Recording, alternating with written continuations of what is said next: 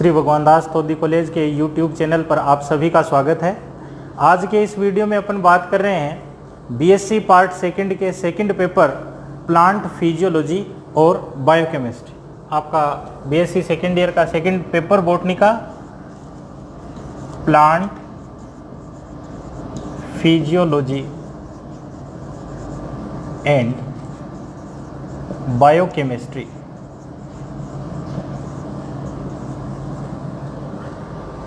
इस पेपर में अपन बात करेंगे, सबसे पहले अपन देख रहे हैं प्लांट फिजियोलॉजी।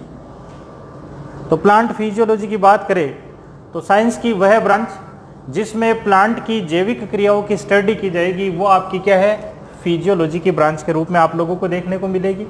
बायोकेमिस्ट्री में आप बायोमोलिक्यूल्स के बारे में पढ़ेंगे, जिसमें आप देखेंगे कार्बोहाइड्रेट है, प्रोटीन है, लिपिड है, इनकी स्ट्रक्चर किस तरह की होती है, वो सारा का सारा पोर्शन आपको बायोकेमिस्ट्री के अंदर देखने को मिलता है।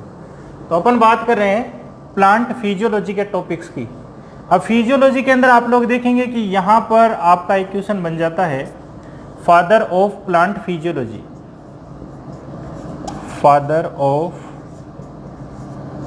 प्लांट फिजियोलॉजी किसे कहा जाएगा? Stephen Hales. Father of plant physiology के नाम से स्टीफन हेल्स को जाना जाता है। वहीं अपन देखें father of Indian plant physiology, यहां पर आपको नाम देखने को मिलेगा जेसी बोस। ये दो क्वेश्चन आप लोगों को ध्यान में रखने हैं। फादर ऑफ प्लांट फिजियोलॉजी कौन है और father of Indian plant physiology जो है वो कौन है। अब अपन बात करते हैं प्लांट फिजियोलॉजी के अंदर। तो प्लांट फिजियोलॉजी के अंदर आप लोगों का जो शुरुआत सिलेबस के अंदर की गई है उसमें सबसे पहले बताया गया है प्लांट और प्लांट की जो सेल्स है और वाटर के बीच में क्या कुछ रिलेशन अपने को देखने को मिलता है, वो सारा कुछ आप लोग यहाँ पर देखेंगे। अगर अपन वाटर रिलेशन की बात करते हैं तो आप लोग देखेंगे कि वाटर रिलेशन जो है प्लांट में दो टाइप का आप लोगों को देखने को मिलेगा। बात करें अपन water relation in plant cell, पादप कोशिका में जल का क्या संबंध अपने को देखने को मिलेगा, उस चीज की अपन बात करते हैं। तो सबसे पहले तो जैसा कि अपन जानते हैं कि जल जो है वो जीवन के लिए बहुत ही आवश्यक है, क्योंकि जितने भी जीव है इनकी जितनी भी जैविक क्रियाएं हैं वो सारी की सारी जल के द्वारा संपन्न होती है।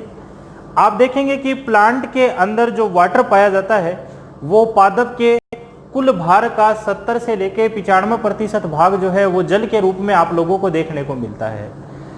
दूसरी बात, जो काष्ठीय भाग जो होते हैं पौधे के, इनमें आप लोग देखेंगे कि पानी जो है वो थोड़ा कम मात्रा में पाया जाता है, और इसी के साथ जो शुष्क बीज होते हैं उनमें भी पानी जो है वो कम मात्रा में आप लोगों को देखने को मिलता है। अब ये जो वाटर है, ये वाटर प्लांट के अंदर क्या क्या एक्टिविटी करेगा उसके बारे में अपन जिक्र करें तो आप देखेंगे कि वाटर जो होता है वो प्रोटोप्लाज्म के जो कंपोनेंट होते हैं उनकी स्ट्रक्चर, ये सारी की सारी जो है वो वाटर के द्वारा प्रभावित होती है। क्यों? क्योंकि प्लांट सेल के अंदर अगर वाटर की कमी हो जाएगी तो कोशिका की जो क्रियाएं होती है वो मंद हो जाती है, और एक क्रिटिकल लेवल से पानी की कमी ज्यादा हो गई तो आप देखेंगे कि कोशिका जो है वो डेड भी हो सकती है। तो प्रोटोप्लाज्म के घटक के रूप में भी आप लोगों को वाटर जो है वो देखने को मिल सकता है। ये तो हो गया प्रोटोप्लाज्म के रूप में। फिर दूसरा, जल जो होता है वो विलायक के रूप में भी काम करता है पानी के अंदर। आप देखेंगे कि प्लांट के अंदर जो वाटर पाया जा रहा है वो हमेशा विलयन के रूप में आप लोगों को देखने को मिलेगा। और विलायक के रूप में कैसे काम करेगा? क्योंकि आप देखेंगे कि प्लांट सेल के अंदर गैस, खनिज, लवण और अकार्बनिक पदार्थ वगैरह जो हैं वो घुले हुए रहते हैं, तो उनको डिजोल्व करने के लिए जल जो है वो किसका काम कर रहा है? विलायक का काम जो है वो यहाँ पर आप लोगों को देखने को मिलेगा। फिर नेक्स्ट, रासायनिक अभिकारक के रूप में काम करता है। अब रासायनिक अभिकारक के रूप में कैसे? आपने कहा कि प्लांट सेल के अंदर फोटोसिंथेसिस की क्रिया होती है, और फोटोसिंथेसिस की क्रिया में क्या होगा, जल जो है वो आपका H+ और OH- आयन के रूप में टूट जाता है। ये जो H+ आयन होते हैं वो CO2 का अपचयन कर देते हैं और कार्बोहाइड्रेट का जो निर्माण है वो सारा का सारा काम करते हैं। तो रासायनिक अभिकारक के रूप में भी आप लोगों का यहाँ पर जल का जो है इंपॉर्टेंस देखने को मिलेगा। फिर नेक्स्ट, जल जो होता है वो विलेय का आयनीकरण भी करता है।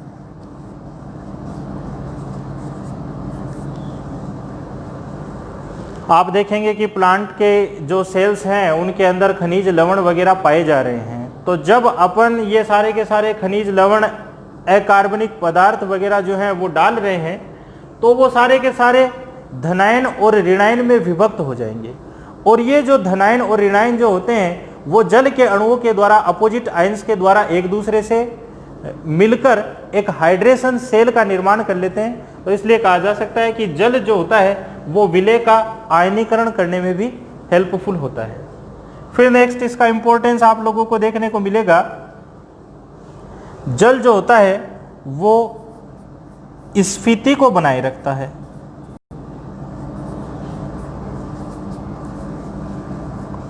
टर्जिडिटी की जो कंडीशन है वो बनाए रखता है।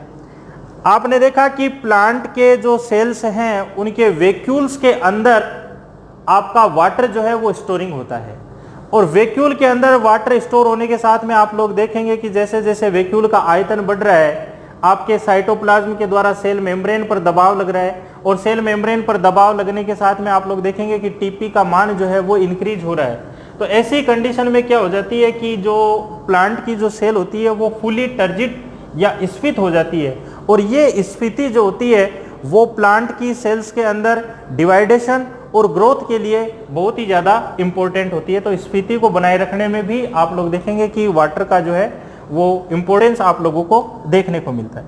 इसी के साथ में आप लोग देखेंगे कि गति में भी सहायक है जल। गति में कैसे सहायक? आप देखेंगे कि प्लांट के अंदर जो स्टोमेटा है उनका ओपन या क्लोज होना, ये सारा का सारा किस पर डिपेंड करता है? स्फीति यानी कि टर्जिडिटी जो होगी उसके आधार पर स्टोमेटा ओपन या क्लोज होना, फ्लोवर्स का ओपन या क्लोज होना, तो ये सारी की सारी मूवमेंट है। तो मूवमेंट में भी कौन सा कंपोनेंट आप देखेंगे कि हेल्पफुल है? वाटर जो है वो मोस्टली हेल्पफुल आप लोगों को देखने को मिल रहा है। इसी तरह आप देखेंगे कि प्लांट का जो जीवन चक्र है उसमें भी जल का इंपॉर्टेंस है। कैसे? क्योंकि प्लांट के अंदर आप लोग देखेंगे कि सीड वगैरह जो है वो सारे के सारे उनका प्रकीर्णन आप लोगों को देखने को मिल रहा है। ये प्रकीर्णन स्पोर एक जगह से दूसरी जगह पर पहुंच रहे हैं, किसके कारण से पहुंच रहे हैं? वाटर के कारण से पहुंच रहे हैं। तो ये सारा का सारा आप लोग देखेंगे कि इंपॉर्टेंस ऑफ वाटर जो है प्लांट के अंदर आप लोगों को देखने को मिल रहा है। रिलेशन की बात करें कि प्लांट सेल और वाटर का क्या रिलेशन आप लोगों को देखने को मिलेगा, तो आप लोग देख रहे हैं कि प्लांट जो है वो बाह्य वातावरण से कई आयनों को या अपन कह दे अकार्बनिक पदार्थों को, गैस, खनिज, लवण, इन सब को क्या कर रहा है? एब्जॉर्ब कर रहा है। और प्लांट के एक सेल से दूसरे सेल में या प्लांट के अंदर से बाहर की तरफ मूवमेंट जो है वो आप लोगों को देखने को मिल रहा है। तो वो सारा का सारा आपका क्या कहलाता है? Water relation in plant cell. ये वाटर रिलेशन है, आप देखेंगे कि मोस्टली दो प्रकार से होता है। फर्स्ट नंबर अगर आप बात करें तो वाटर रिलेशन है, एक तो है आपका शॉर्ट डिस्टेंस और एक है लॉन्ग डिस्टेंस।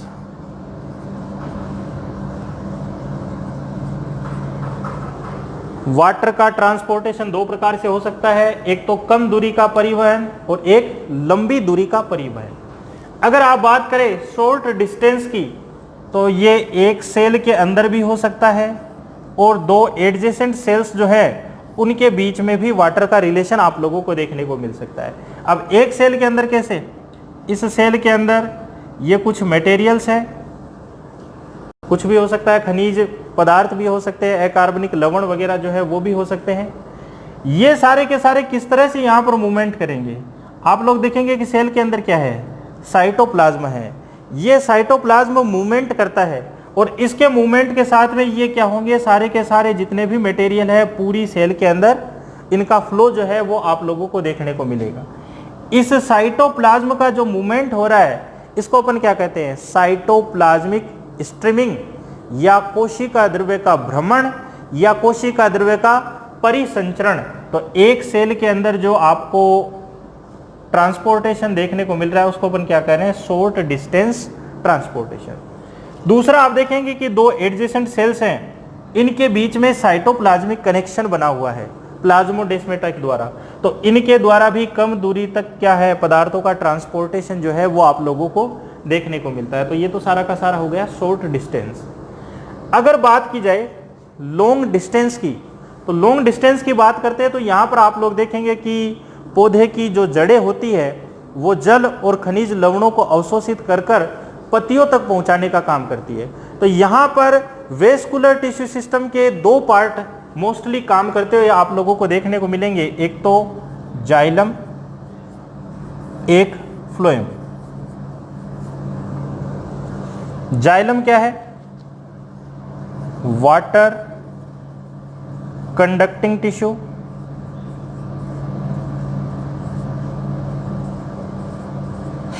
जबकि फ्लोएम क्या है, फूड को ट्रांसपोर्ट करने का काम करता है।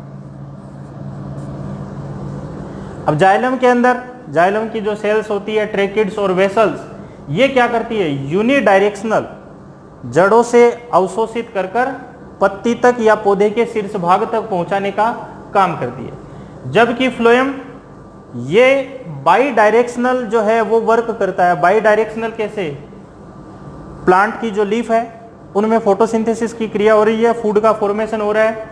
यह फूड आप देख रहे हैं कि जो फ्लोएम की जो सेल्स होते हैं जिनके अंदर सीवी एलिमेंट्स आप लोगों के शामिल होते हैं, सीवी सेल्स, सीवी ट्यूब्स, और आप देखेंगे phloem parenchyma, phloem fibre, companion cells, transfer cells.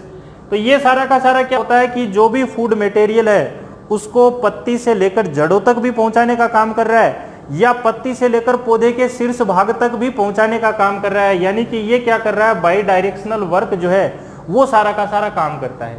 तो लॉन्ग डिस्टेंस में आप लोग देखेंगे कि यहाँ पर आपका वाटर नीचे से ऊपर तक पौधे पर देखने को फ्लो देखने को मिल रहा है, जो कि किसके कारण से होता है। यहीं पर आपका एक टॉपिक आ जाएगा जिसको अपन बोलेंगे एस्केंट ऑफ शेप, रसारोहण, जिसमें पौधों का शीर्ष भाग तक जल का जो पहुंचना है वो सारा का सारा आप लोग देखेंगे। या फिर आप लोग देखेंगे कि ट्रांसपोर्टेशन जो है वो किस तरह से हो रहा है, फूड का ट्रांसलोकेशन किस तरह से हो रहा है, वो सारी एक्टिविटी आपकी किस चीज में शामिल होती है, लॉन्ग डिस्टेंस ट्रांसपोर्टेशन के अंदर आप लोगों को देखने को मिलती है। तो दो प्रकार के ट्रांसपोर्टेशन आप लोग देखते हैं, शॉर्ट डिस्टेंस और लॉन्ग डिस्टेंस। अब वाटर रिलेशन की अगर बात की जाती है कि पौधों का जल के साथ में क्या संबंध आप लोगों को देखने को मिलेगा, तो यहाँ पर आप लोग देखेंगे कि ये सारा का सारा रिलेशन आपको इन पॉइंट्स के रूप में देखने को मिलेगा। फर्स्ट नंबर,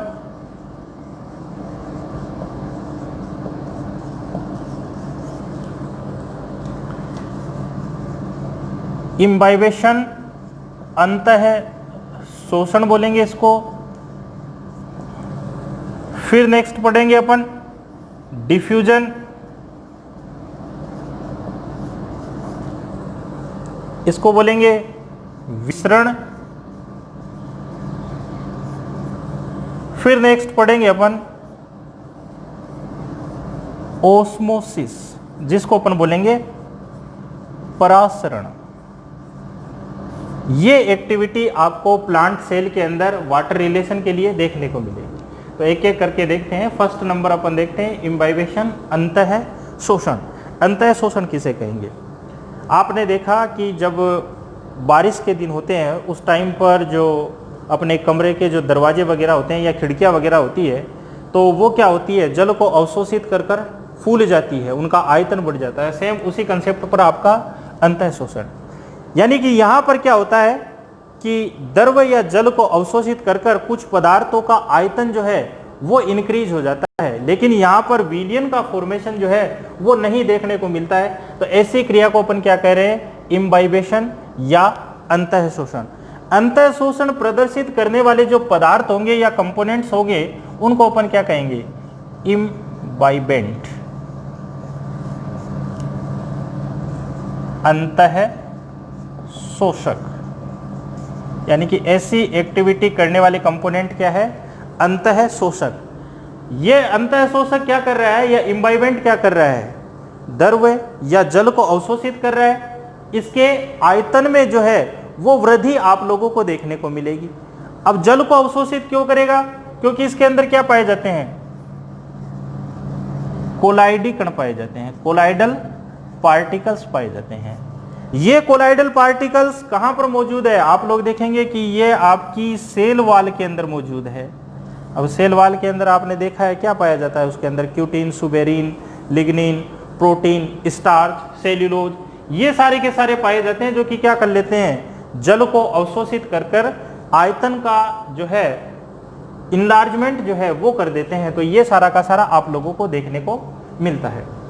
इसी अंतः शोषण के अंदर आप लोग देखेंगे कि सबसे ज्यादा जो इम्बाइबेशन आप लोगों को देखने को मिलता है वो किसके अंदर होता है, अगार के अंदर होता है। फिर अगार के बाद में आप लोग देखेंगे प्रोटीन के अंदर होता है, फिर स्टार्च के अंदर होता है। तो ये सारा का सारा यहाँ पर एक क्वेश्चन पूछा जाता है कि सबसे ज्यादा इम्बाइबेशन जो है वो किसके अंदर आप लोगों को देखने को मिलता है, अगार के अंदर आप लोगों को सबसे ज्यादा इम्बाइबेशन जो है वो देखने को मिलेगा। तो ये तो हो गया अंतः शोषण, जल को अवशोषित करना। फिर नेक्स्ट बात करें अपन डिफ्यूजन या विसरण। विसरण किसे कहेंगे, तो आप लोगों ने देखा एक कमरे के अंदर अपन एक इत्र की शीशी रख देते हैं, तो आप लोग देखेंगे कि उसमें क्या होगा, उसकी सुगंध जो है वो पूरे कमरे में फैल जाती है। क्यों, क्योंकि यहाँ पर क्या होता है कि अणु या आयंस जो होते हैं वो अपनी उच्च सांद्रता से निम्न सांद्रता की ओर गमन करते हैं। तो विसरण को इसी प्रकार से अपन डिफाइन करते हैं कि अणुओं या आयनों का उनकी अधिक सांद्रता से निम्न सांद्रता की ओर स्वयं की गतिज ऊर्जा के कारण जो परिवहन देखने को मिलता है उसको अपन क्या कहते हैं, विसरण या डिफ्यूजन के नाम से जानते हैं। और ये डिफ्यूजन की क्रिया कब तक होगी, जब तक कि आपकी इक्विलिब्रियम की स्टेज जो है यानी कि साम्य अवस्था जो है स्थापित नहीं हो जाती है, तब तक ये कंडीशन आप लोगों को देखने को मिलेगी। यानी कि दोनों तरफ की सांद्रता समान नहीं होती है, तब तक आपका डिफ्यूजन जो है वो जारी रहेगा। फिर नेक्स्ट, ये जो डिफ्यूजन है ये मोस्टली आपको दो प्रकार से देखने को मिलेगा। फर्स्ट नंबर सिंपल डिफ्यूजन और सेकंड नंबर फैसिलिटेटेड डिफ्यूजन। अब दोनों में क्या अंतर है, आप लोगों ने प्लाज्मा मेम्ब्रेन की स्ट्रक्चर देख रखी है कि प्लाज्मा मेम्ब्रेन के अंदर ये आपका लिपिड है, फोस्फोलिपिड जिसके अंदर होता है, और इसके ऊपर पाए जाते हैं प्रोटीन्स की लेयर। तो यहाँ पर ये हो गए आयंस वगैरह, इनकी कंसंट्रेशन यहाँ पर ज़्यादा है, जबकि यहाँ पर कम कंसंट्रेशन जो है वो आप लोगों को देखने को मिल रही है। तो सिंपल डिफ्यूजन में आप लोग देखेंगे कि higher concentration to lower concentration के तरफ आयंस जो है वो अपनी स्वयं की गतिज ऊर्जा के कारण ट्रांसपोर्ट हो गया। तो ये क्या है आपका सिंपल डिफ्यूजन। अगर बात की जाए फैसिलिटेटेड डिफ्यूजन, जिसको अपन बोलते हैं निर्विघ्न विसरण, तो यहाँ पर ये आपकी प्लाज्मा मेम्ब्रेन की स्ट्रक्चर जिसमें फोस्फोलिपिड है और ये प्रोटीन्स की लेयर है। तो यहाँ पर जो आयंस आएंगे आप लोग देखेंगे कि इनको आवश्यकता होती है एक कैरियर मॉलिक्यूल्स की, वाहक अणु जिसको बोलेंगे। तो ये जो आयन है ट्रांसपोर्ट होने वाला, ये वाहक अणु के साथ में बंध जाएगा और वाहक अणु के साथ में बंधने के बाद में यहां से higher concentration to lower concentration की तरफ मूवमेंट करेगा। तो ऐसे ट्रांसपोर्टेशन को अपन क्या कहेंगे, फैसिलिटेटेड डिफ्यूजन। तो डिफ्यूजन दो प्रकार का हो गया, सिंपल डिफ्यूजन और फैसिलिटेटेड डिफ्यूजन। डिफ्यूजन के अंदर ही आप लोग देखते हैं कि प्लांट वाटर रिलेशन के अंदर यहां पर कुछ प्रेशर आप लोगों को देखने को मिलेंगे, जहां पर डिफ्यूजन से रिलेटेड आप बात करेंगे डीपी, डीपीजी और डीपीडी। ये क्या चीजें होती हैं, इनके बारे में अपन बात करते हैं।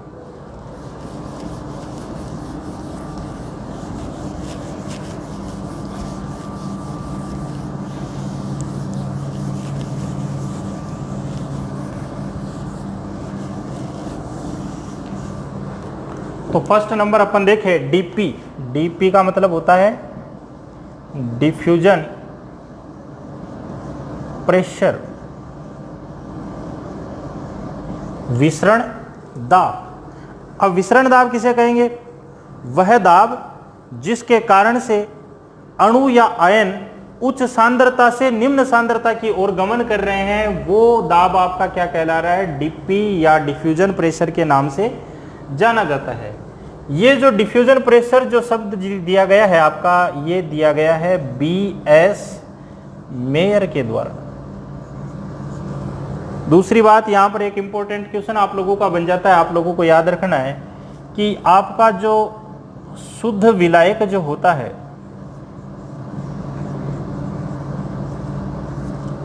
उसका विसरण दाब हमेशा सर्वाधिक आप लोगों को देखने को मिलता है। लेकिन अगर विलायक में अपन विलेय के कण मिला देते हैं तो उसके कारण से क्या होता है कि विसरण दाब में कमी जो है वो आप लोगों को देखने को मिलती है। तो आपको ध्यान रखना है, शुद्ध विलायक का विसरण दाब जो है वो सबसे ज्यादा होता है। BS मेयर के द्वारा विसरण दाब को डिफाइन किया गया है, यानी कि ये क्या करता है, ऐसा दाब है जिसके कारण से अणु उच्च सांद्रता से निम्न सांद्रता की ओर गमन कर रहे हैं। फिर दूसरा DPG, इसको बोलेंगे डिफ्यूजन प्रेशर ग्रेडियंट, हिंदी में इसको बोलेंगे विसरण दाब प्रवणता। अब ये विसरण दाब प्रवणता क्या होती है, आप लोग देखेंगे कि दो अलग अलग माध्यम है। मान लीजिए ये DP1 है और ये DP2 है। DP1 का मतलब एक माध्यम का डिफ्यूजन प्रेशर, ये दूसरे माध्यम का डिफ्यूजन प्रेशर, इन दोनों का अंतर और विसरित होने वाले पदार्थ के द्वारा जो दूरी तय की जा रही है, जिसको अपन स्मॉल d से इंडिकेट करेंगे, उस दूरी का जो अनुपात है वो अनुपात आपका क्या कहलाता है, DPG या डिफ्यूजन प्रेशर ग्रेडियंट विसरण दाब प्रवणता।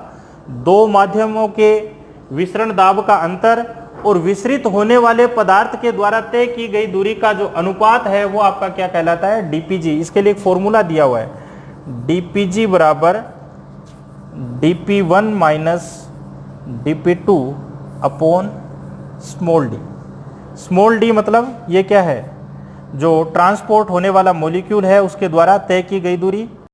DP1 ये क्या है, किसी एक माध्यम का डिफ्यूजन प्रेशर, और DP2 दूसरे माध्यम का डिफ्यूजन प्रेशर।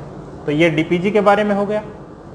नेक्स्ट अपन देखें DPD, इसको बोलेंगे डिफ्यूजन प्रेशर डेफिशिएंट।